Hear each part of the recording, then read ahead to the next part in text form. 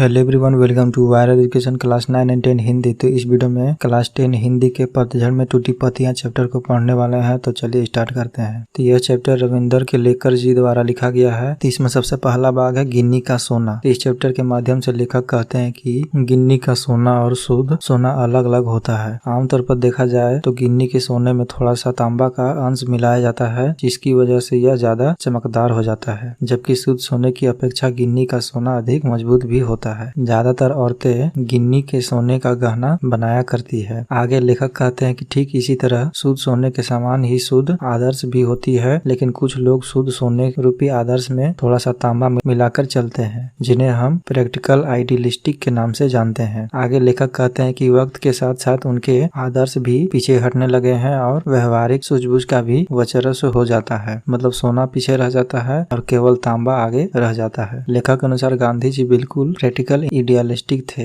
गांधी जी कभी अपने आदर्शों को व्यवहारिकता के स्तर पर नहीं, बल्कि वे व्यवहारिकता को आदर्शों के स्तर पर चढ़ाकर उसकी अहमियत बढ़ा देते थे। मतलब गांधी जी सोने में तांबा मिलाकर नहीं, बल्कि तांबे में सोना मिलाकर उसकी कीमत बढ़ा देते थे। आगे लेखक कहते हैं कि व्यवहारिकवादी लोग हर काम को लाभ हानि के आधार पर करते हैं, खुद ऊपर चढ़ते हैं और साथ में दूसरों को भी ऊपर चढ़ाते हैं। यह काम तो केवल आदर्शवादी लोग ने ही किया है, जबकि व्यवहारिकवादी लोग तो सिर्फ समाज को नीचे गिराने का काम करते हैं। और दूसरा भाग है झेन की देन। तो इसमें लेखक जापान की यात्रा पर गए हुए थे। वहाँ उन्होंने अपने एक मित्र से पूछा कि यहाँ के लोग को कौन सी बीमारियां सबसे अधिक होती है। इस पे उनके मित्र ने जवाब दिया कि मानसिक। जापान के 80% लोग मनोरोगी हैं। लेखक ने जब वजह जानना चाहा तो उनके मित्र ने बताया कि जापानी की जीवन की रफ्तार बहुत बढ़ गई है। लोग चलते नहीं, दौड़ते हैं। महीने का काम एक दिन में पूरा करने का प्रयास करते हैं। दिमाग में स्पीड का इंजन लग जाने से 1000 गुना